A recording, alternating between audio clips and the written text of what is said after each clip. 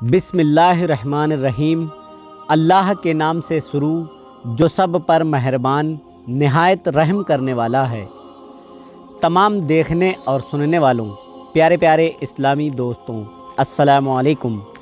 دوستوں میں ہوں افسان علی اور آپ دیکھ رہے ہیں ہمارا پیارا سا اسلامک یوٹیوب چینل دین کی باتیں۔ ہمارے اسلامک یوٹیوب چینل پر آپ لوگوں کا خوش آمدید۔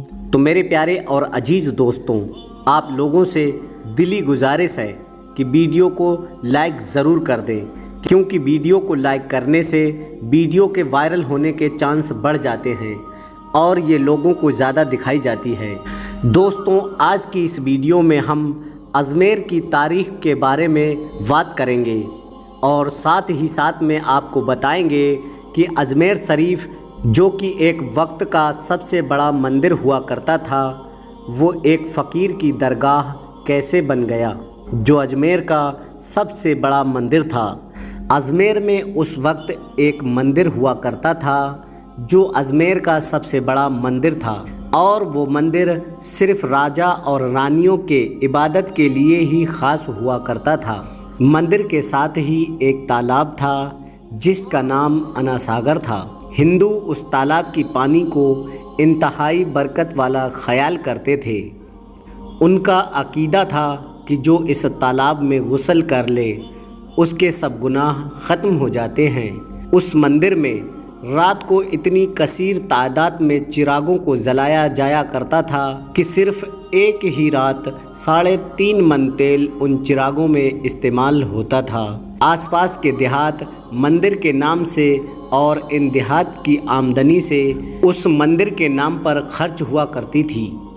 مندر میں ہزاروں نوکر تھے جن کا کام آنے والوں کی رہنمائی کرنا تھا، اور وہ بتایا کرتے تھے کہ کون سا خدا بیٹے عطا کرتا ہے، کون سا دیوتا صحت اور تندرستی کا مالک ہے، اور کس مورتی کی پوجا کرنے سے دولت مہربان ہوتی ہے۔ خواجہ غریب نواز رحمۃ اللہ علیہ اس مندر میں تشریف لائے اور اناساگر سے کچھ فاصلے پر چٹائی بچھا کر اپنے مریدوں کے ساتھ بیٹھ گئے۔ عصر کا وقت تھا، لہٰذا آپ خواجہ صاحب نے حضرت قطب الدین رضی اللہ تعالیٰ عنہ سے اذان دینے کو کہا۔ کفر شرک سے بھرے اجمیر میں اللہ کی وحدانیت اور محمد صلی اللہ تعالیٰ علیہ وسلم کی رسالت کا یہ پہلا اعلان تھا۔ وہاں رہنے والے تمام لوگ اسلام سے لا علم تھے، چنانچہ اذان کی آواز سن کر وہ سب حیران ہوئے اور اپنے گھروں سے نکل کر سب ان مسافروں کو دیکھنے لگے اور اناساگر کے پاس بھیڑ لگا لی، اور ان مسافروں نے اناساگر کے پانی سے وضو کیا اور نماز پڑھنا شروع کر دیا۔ صد ہندو حیران رہ گئے۔ وہ سوچ رہے تھے کہ سب بھگوان تو مندر کے اندر ہیں، تو یہ لوگ پاس میں کھڑے ہو کر کون سے بھگوان کو سجدہ کر رہے ہیں۔ شام ہوئی تو راجا کے اونٹ جو دن میں چرنے کے لیے گئے ہوئے تھے اپنے چرواہوں کے ساتھ واپس آنے لگے۔ اتفاق کی بات تھی کہ جہاں حضرت خواجہ صاحب بیٹھے ہوئے تھے وہ جگہ راجا کے اونٹوں کے بیٹھنے کی جگہ تھی۔ چرواہوں نے بابا صاحب سے کہا کہ او بابا صاحب، یہاں سے اٹھیے، کیونکہ یہ جگہ بادشاہ کے اونٹوں کے بیٹھنے کی جگہ ہے۔ خواجہ صاحب نے فرمایا، اتنا میدان خالی پڑا ہے، اونٹ تو کہیں بھی بیٹھ جائیں گے، کیوں بے وجہ مسافروں کو تنگ کرتے ہو؟ وہ لوگ نہیں مانے اور مسلح اٹھا کر ادھر ادھر کرنے لگے اور خواجہ صاحب سے بدتمیزی کرنے لگے، اور ان لوگوں نے آخرکار بہت بدتمیزی سے کہا کہ یہ راجا کے اونٹوں کی بیٹھنے کی جگہ ہے اور ادھر راجا کے اونٹ ہی بیٹھیں گے، تم لوگ کہیں اور اپنا مسلح بچھا لو۔ آخرکار آپ خواجہ صاحب نے اٹھتے ہوئے حضرت قطب الدین سے فرمایا، اٹھو قطب الدین، یہ کہہ رہے ہیں کہ یہ اونٹوں کی بیٹھنے کی جگہ ہے، تو چلو میں کہتا ہوں اب یہاں صرف اونٹ ہی بیٹھیں گے۔ یہ کہہ کر آپ خواجہ صاحب نے اپنے ساتھیوں کے ساتھ وہاں سے اٹھ گئے، اور اگلی صبح جب اونٹوں کو چرائی کے لیے لے جانے کا وقت آیا اور چرواہوں نے اونٹوں کو اٹھانا چاہا تو انہیں پتہ چلا کہ اونٹ اٹھنے کے قابل نہیں رہے۔ انہوں نے اونٹوں کو مار مار کر زبردستی اٹھانا چاہا لیکن وہ بیٹھے ہی رہے۔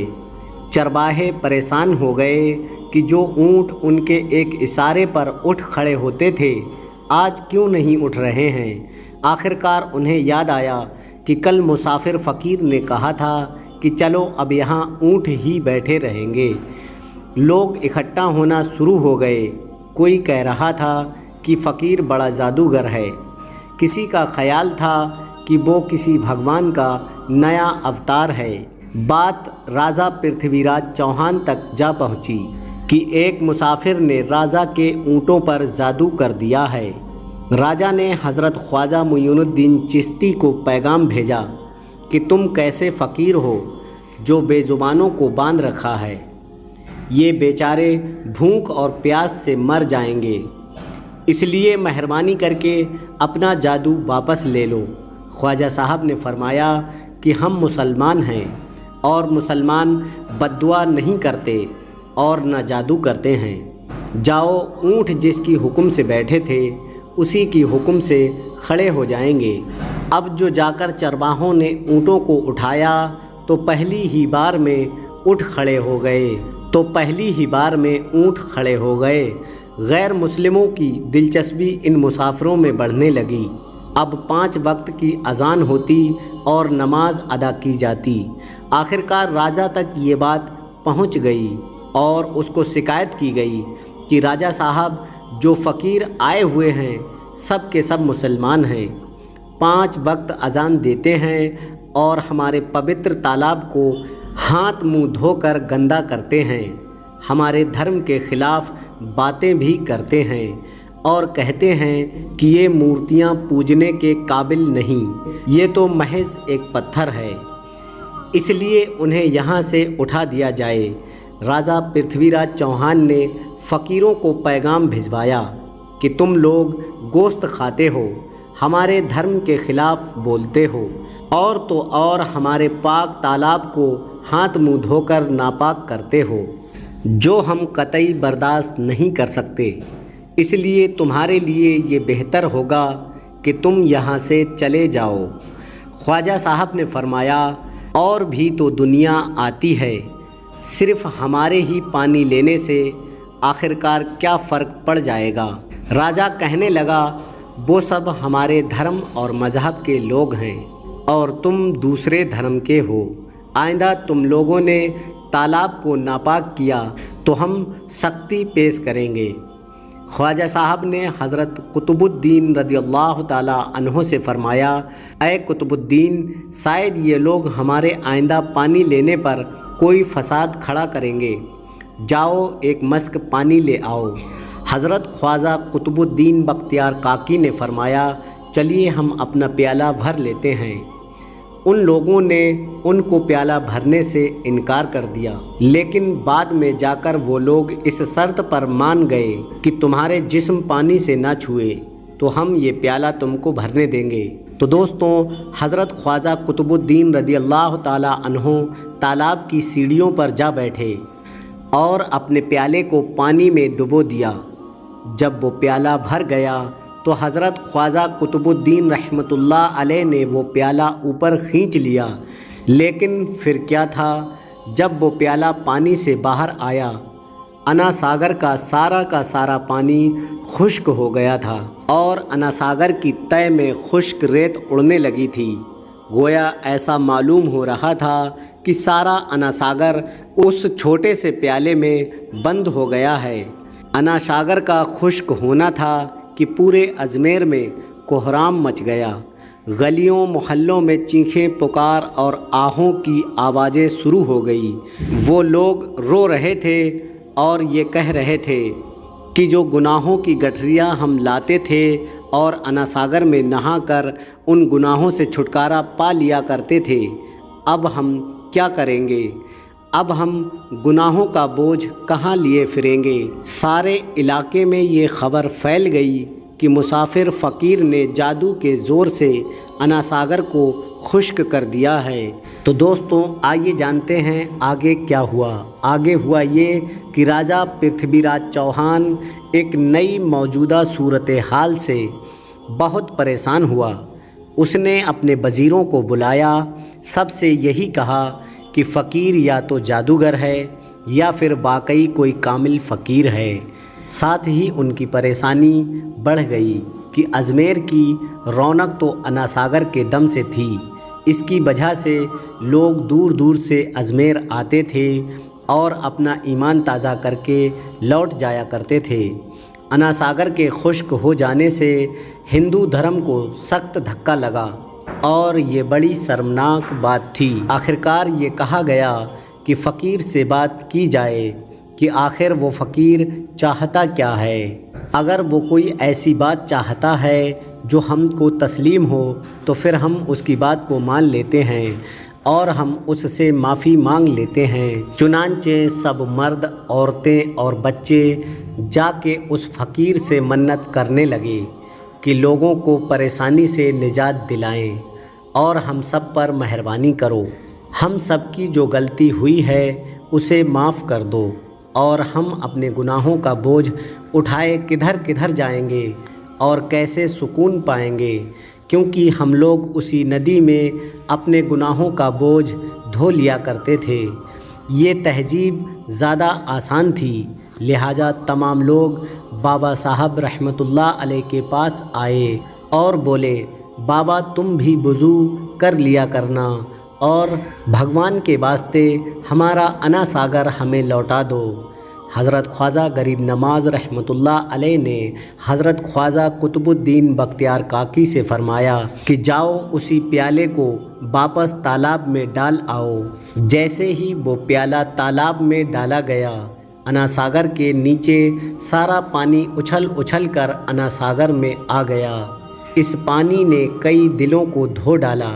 ہندو قوم کی اپنی تاریخی کتابوں میں بھی ہندو مورخین اس بات کو تسلیم کرتے ہیں کہ اس شام 32,000 غیر مسلم نے کلمہ پڑھ کر اسلام میں دستک دی، یعنی کہ 32,000 لوگ اس دن مسلمان ہوئے۔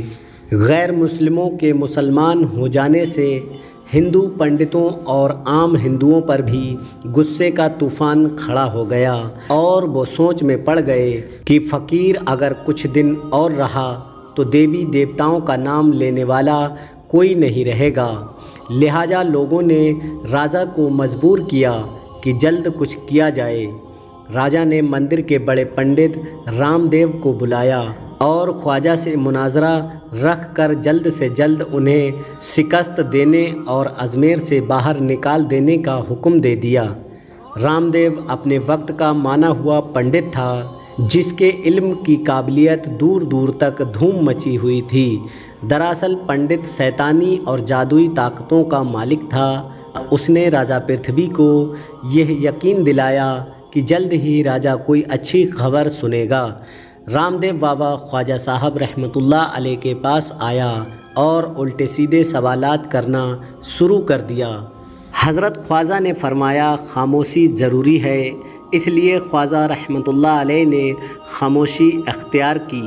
جب رام دیو نے حد سے بڑھ کر شور مچانا شروع کر دیا تو حضرت خواجہ غریب نواز نے اس کی طرف آنکھ اٹھائی اور مسکرا کر فرمایا، رام دیو تو شور مچا رہا ہے اور میں تیرے ماتھے پر نور چمکتا ہوا دیکھ رہا ہوں، بس اتنا کہنا تھا، نہ جانے کیا کرشمہ ہوا۔ دیکھتے ہی دیکھتے بابا رام دیو خواجہ کے قدموں پر گرا اور بولا، بابا صاحب جس دھرم کے تم ہو اسی دھرم میں مجھے بھی شامل کر لو۔ سب لوگ جو مناظرہ دیکھنے آئے ہوئے تھے سب حیران ہوئے اور بابا رام دیو جو خواجہ صاحب کو شکست دینے کے لیے آیا تھا خود ہی مسلمان ہو گیا۔ تاریخ کی کتابیں بھری پڑی ہیں کہ حضرت خواجہ غریب نواز وہ واحد بزرگ ہیں جنہوں نے 90 لاکھ غیر مسلموں کو مسلمان کیا۔ صدیاں بیت گئی لیکن آج بھی خواجہ غریب نواز کا ڈنکا ویسے ہی بج رہا ہے۔ تو میرے پیارے اور عزیز دوستوں، آج کی ویڈیو میں اتنا ہی۔ امید ہے آپ لوگوں کو یہ ویڈیو پسند آیا ہوگا۔ ویڈیو پسند آنے کی صورت میں آپ لوگوں سے گزارش ہے کہ ویڈیو کو شیئر بھی کر دیں۔